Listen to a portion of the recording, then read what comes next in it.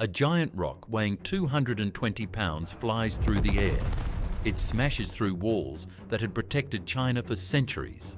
But here's the thing, this wasn't just any rock, and this wasn't just any wall. 3 battles, 3 moments, 3 victories that broke China's defenses forever. The Great Wall was supposed to be unbreakable. So how did 90,000 horsemen blast through 500,000 defenders? For over 1,000 years, China's defenses had stopped every invader. Massive walls snaking across mountain ridges, powerful armies with hundreds of thousands of soldiers, natural barriers like rivers, mountains, and deserts that seemed impossible to cross. These weren't just walls, they were symbols of how an entire civilization thought about safety.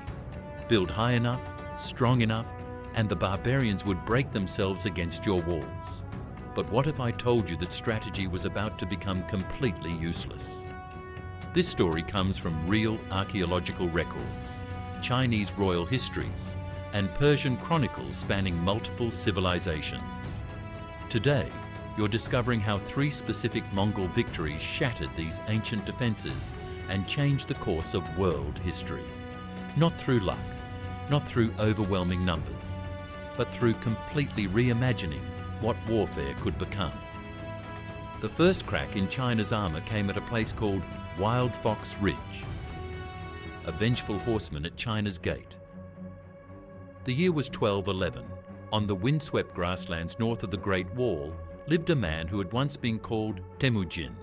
Now he had a different name, Genghis Khan, the universal ruler.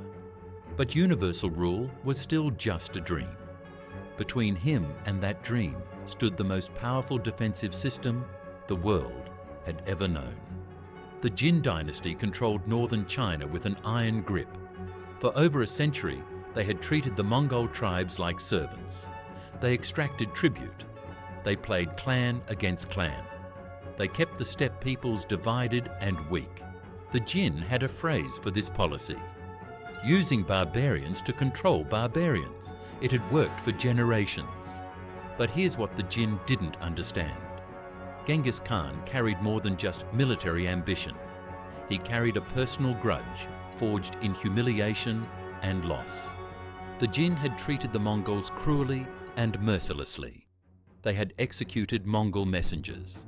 They had demanded submission from proud warriors. They had made the fatal error of believing their own propaganda. When Jin ambassadors arrived at Genghis Khan's camp in 1211, demanding renewed submission, they triggered something they never expected. Not just defiance, a calculated oath of revenge that would reshape the world. The fight that followed seemed impossible from the start.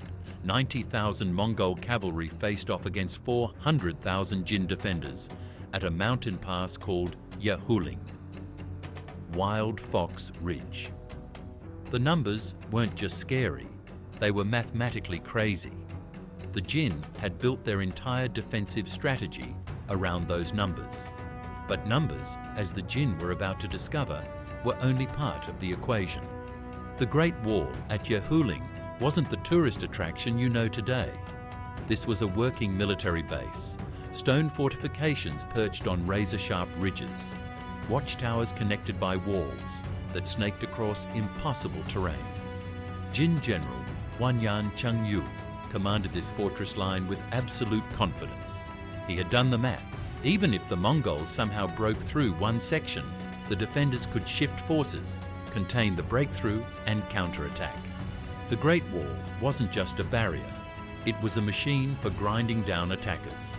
But here's the thing that would prove fatal. Xiangyang made a decision that seemed logical, even brilliant. He spread his massive army across miles of the Great Wall.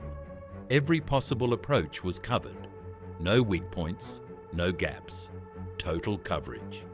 The Great Wall's greatest strength had just become its greatest weakness.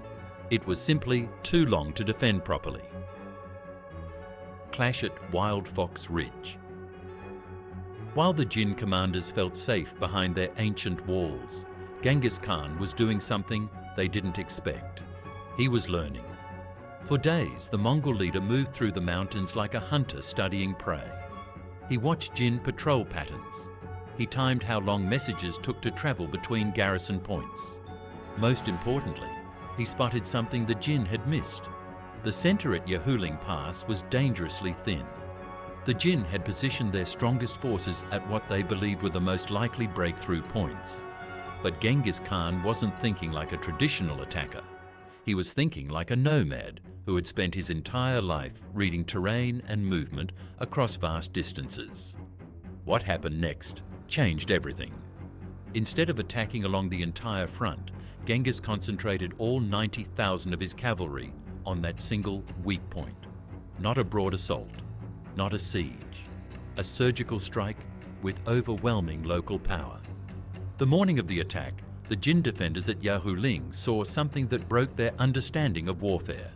The entire Mongol army moving as one coordinated mass, thundering toward their position.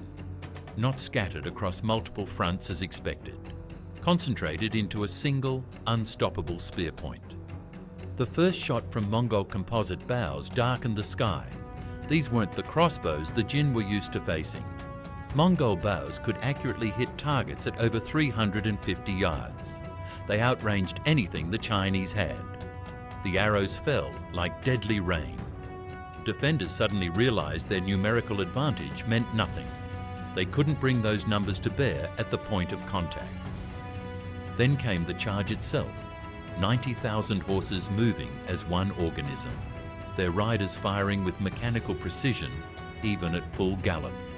The Jin center, spread thin by Wanyan Chengyu's strategy of total coverage, simply couldn't hold.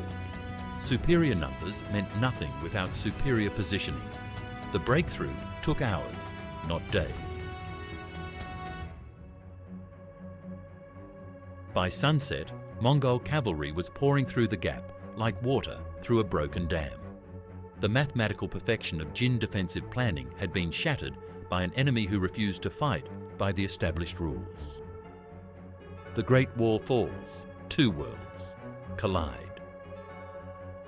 The psychological impact of Yehuling rippled across northern China like an earthquake. The Great Wall had been breached not by siege engines or overwhelming numbers, but by tactical innovation that made traditional fortifications useless. The Mongols poured through the breach with stunning speed.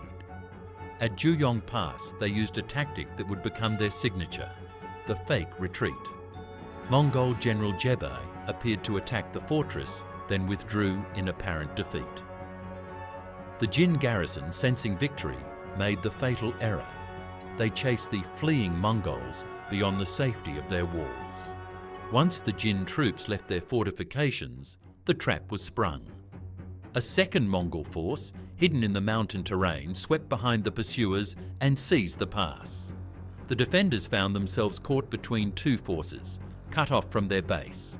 This wasn't just military tactics, this was psychological warfare on a scale the Chinese had never seen. By 1213, Mongol forces were operating freely in the North China Plain. Cities that had stood unconquered for centuries were falling one by one. The defensive system that had protected Chinese civilization for over 1,000 years was collapsing. The climax came in 1215 with the siege of Zhongdu, modern Beijing. This wasn't just another city. This was the Jin capital, the political and cultural heart of northern China. The defenders fought with desperate courage. When they ran out of iron for ammunition, they reportedly fired gold and silver at the attackers. Precious metals became projectiles in a last desperate attempt to hold back the inevitable. But even precious metals couldn't stop what was coming, because something even more devastating than military pressure was at work. The Mongol strategy wasn't just about breaking walls, it was about turning enemies into allies. Khitan General Shimo Mingan, a high-ranking Jin officer, defected to the Mongols. He helped coordinate the attack on Beijing from inside the city. This wasn't just betrayal. This was a calculated recognition that the old order was finished. The strongest walls became useless when the people defending them switched sides. On June 1st, 1215, Zhongdu fell. The ancient capital burned as Mongols demonstrated their new rules of warfare. Resistance meant annihilation. Cooperation meant survival. The Great Wall still stood, but it no longer mattered. The Mongols had proven that static defences were obsolete. Meanwhile, in the south, the Southern Song dynasty watched these events with terror and calculation. Battle 2. The buffer state dies. The fatal alliance. The Southern Song had ruled from Hangzhou for nearly a century, protected by geography, wealth, and most importantly, by the Jin dynasty serving as a buffer between them and the northern barbarians. Now that balance was collapsing. Song court officials watched the destruction of Jin power with calculating eyes. For over a century, the Jin had been their primary enemy. The Jin had conquered northern China. The Jin had forced the Song to pay tribute. Now the Mongols were destroying the Jin. From a Song perspective, this seemed like an opportunity sent by heaven itself. The decision that followed would prove to be the most catastrophic strategic error in Chinese history. In 1233, Song diplomats approached the Mongol commanders with a proposal, an alliance. The Song would provide troops, supplies, and local knowledge to help the Mongols finish off the Jin once and for all. The problem was, this alliance would eliminate the only thing standing between the Song and the full might of the Mongol Empire. Song General Meng Gong led 20,000 troops north to join the Mongol siege of Caizhou, the Jin's last refuge. These weren't reluctant helpers. These were enthusiastic allies, eager to participate in the destruction of their ancient enemies. Caizhou was a fortress city in Henan province, chosen as the Jin's final stronghold because of its defensive advantages. Strong walls, reliable water supply, stored provisions that could last for months. Emperor Aizong, the last Jin ruler, had retreated here with the remnants of his army and court, determined to make a final stand. The siege that followed was a masterpiece of combined operations. Mongol cavalry controlled the surrounding countryside, cutting off all supply lines. Song infantry provided manpower for siege works. Together, they created a ring of steel around the doomed city. Inside Caizhou, the Jin defenders faced a hopeless situation. Food ran low, disease spread. Morale collapsed as reports filtered in of Song-Mongol cooperation. The psychological impact was devastating. Even their fellow Chinese had abandoned them. On February 9, 1234, combined Song-Mongol forces breached the walls. Emperor Aizong made his final decision. Rather than face capture and humiliation, he committed suicide. The Jin dynasty, which had ruled northern China for over a century, died with him. Song General Meng Gong stood in the ruins of Caizhou, celebrating what he believed was a great victory. He had helped eliminate his people's greatest enemy. He had forged an alliance with the most powerful military force in the world. He had actually just destroyed his own protection. The northern buffer state that had shielded the Song for over a century was gone. Sometimes your enemy's enemy is still your enemy. The Song had just eliminated the only thing standing between them and the full attention of Genghis Khan's successors. But the full implications of this strategic disaster wouldn't become clear for another 30 years.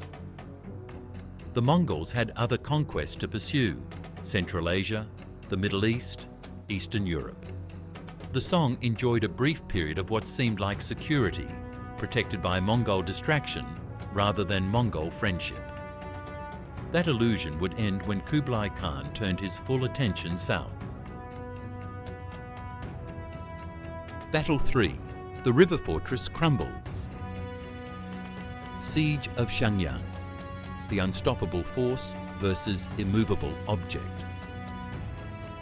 By 1268, the strategic situation had crystallized. Kublai Khan, grandson of Genghis, ruled the largest empire in human history. From his capital at modern Beijing, he commanded resources that spanned continents.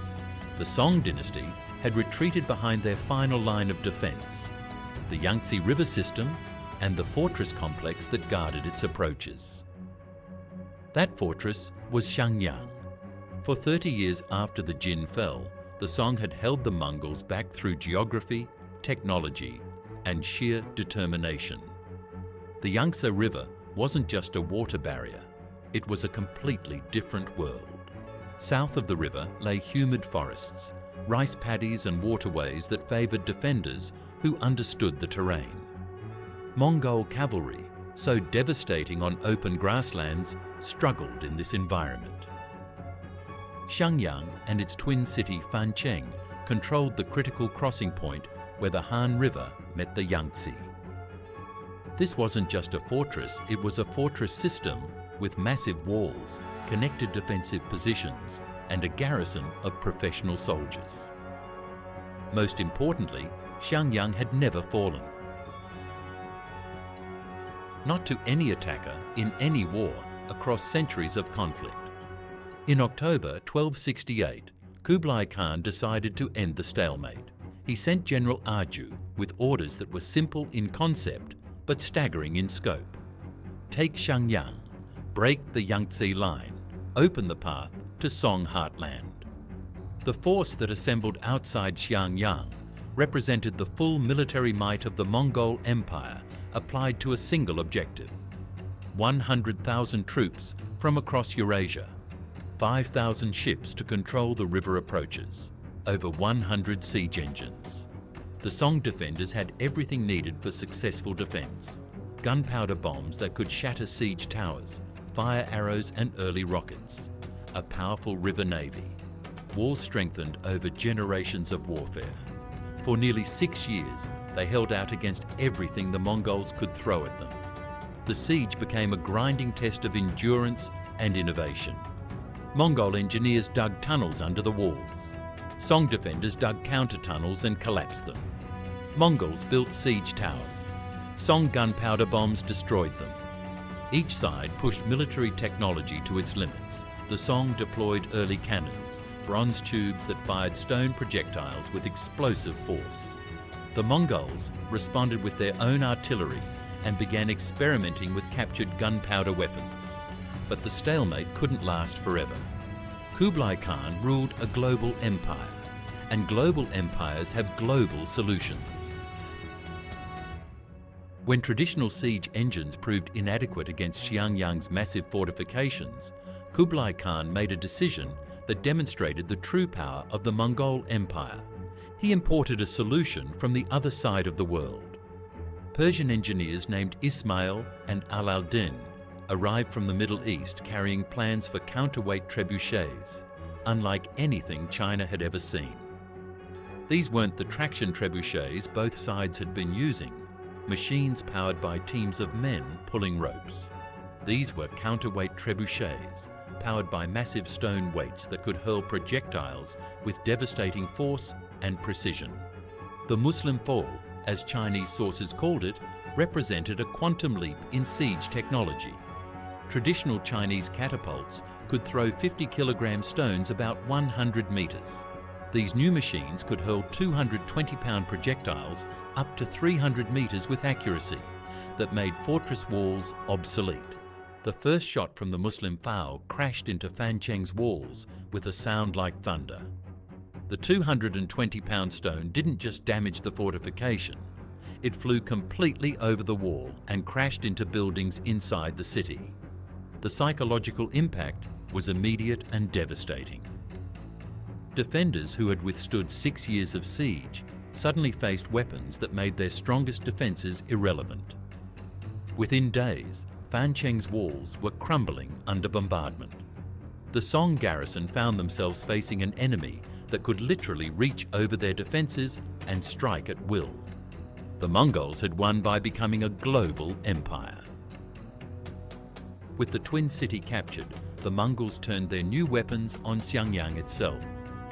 General Lu Wenhuan, the Song commander who had orchestrated the defense for 6 years, faced an impossible choice: continue fighting with obsolete weapons against superior technology, or surrender and save his men's lives. On March 14, 1273, Lu Wenhuan sent a message to the Mongol commanders. Xiangyang would surrender. The fortress that had never fallen was finished. With Xiangyang in Mongol hands, the Yangtze River line was broken. Mongol armies could now pour into the Song heartland like a flood. The last stand at Yamen. The collapse came faster than anyone expected. With the Yangtze defences broken, Mongol General Bayan led his forces deep into Song territory with stunning speed. City after city surrendered without a fight. In 1276, the Song capital of Hangzhou, one of the largest and wealthiest cities in the world, surrendered without a siege. The Dowager Empress made the practical decision to save the city from destruction. But surrender didn't mean the end of resistance. Song loyalists took the emperor's younger brothers and fled south. They would continue fighting until the last Song prince was dead, or the invaders were expelled. This final phase of resistance took on an almost mythical quality. The loyalist court moved from city to city, always one step ahead of pursuing Mongol forces. They crowned new child emperors as previous ones died of illness or were captured. By 1279, the resistance had been reduced to its final elements. A fleet of ships carrying the last Song court, the last Song emperor, 8-year-old Zhou Bing, and the last Song loyalists. They had nowhere left to run except the sea. At Yamen Bay, off the coast of Guangdong province, Song Admiral Zhang Shijie made his final stand. He had perhaps 1,000 ships carrying 200,000 people, court officials, soldiers, servants, and civilians who had chosen exile over submission. Zhang Shijie's strategy was born of desperation, but grounded in naval tradition. He chained his ships together, creating a floating fortress that stretched across the bay. The idea was to create an immovable naval castle that the Mongols couldn't break through conventional tactics. But Yamen Bay wasn't a river, and the Yuan forces weren't traditional enemies. Yuan naval commander Zhang Hongfan, himself a Chinese general who had joined the Mongol cause, understood both the strengths and weaknesses of the Song formation. The chained ships created a formidable defensive position, but they also created a trap. With no ability to maneuver, the Song fleet was vulnerable to coordinated attacks from multiple directions. On March 19, 1279, the final battle of the Song dynasty began. The Yuan fleet, smaller but more maneuverable and better coordinated, attacked the chained Song formation from multiple angles. What followed wasn't so much a naval battle as systematic destruction. Song ships, unable to maneuver or retreat, were boarded one by one. The defenders fought with the courage of men who knew they were fighting for the survival of their civilization. But courage couldn't overcome tactical disadvantage. As Yuan forces broke into the chained fleet, the Song formation became a death trap. Ships caught fire and spread flames to their chained neighbours. As defeat became inevitable, Minister Lu Shufu made a decision that would echo through Chinese history. Rather than allow the last Song emperor to be captured and humiliated, he took 8-year-old Zhou Bing in his arms and leaped into the sea. The child emperor drowned in the arms of his most loyal minister.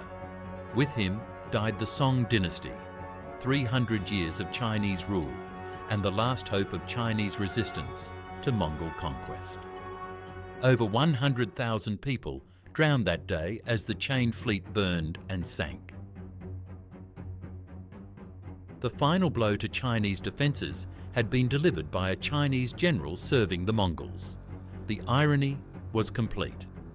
The Song dynasty, which had begun its alliance with the Mongols to destroy the Jin, ended with Chinese forces destroying the last Song resistance.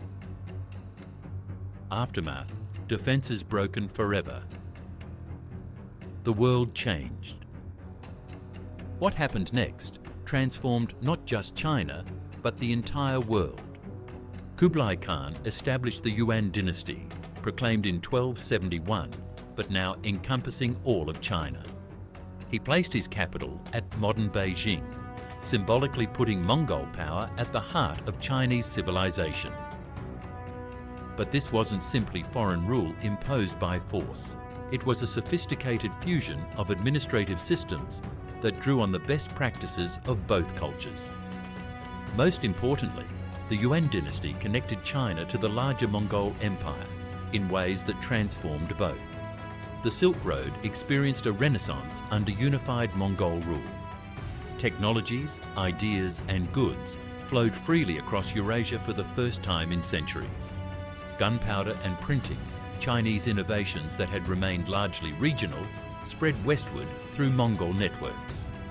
Persian astronomical knowledge and Islamic mathematical techniques flowed eastward into China. But the most profound change was strategic. Traditional Chinese defensive strategies had been proven obsolete against adaptive, global warfare. Walls, rivers, buffer states, and diplomatic isolation, no future Chinese dynasty could rely solely on passive defenses. The Ming dynasty, which would eventually overthrow the Yuan, learned this lesson well. When they rebuilt the Great Wall, it wasn't just a barrier. It was part of an integrated defense system that included mobile forces, early warning networks, and diplomatic alliances. China's defenses weren't just broken. They had been made irrelevant by an enemy that rewrote the rules of war. And so, 3 battles across 74 years marked the end of an age when walls and rivers could protect a civilization from the world beyond. The Battle of Yehuling proved that static defenses could be outmaneuvered by tactical innovation. The fall of the Jin demonstrated that buffer states were only as strong as their internal cohesion. The siege of Xiangyang showed that technological superiority could overcome any fortification. Together, these victories established a new paradigm for warfare and statecraft. The age of isolated civilizations protected by geographical barriers was ending. The age of global empires connected by trade, technology, and military innovation had begun.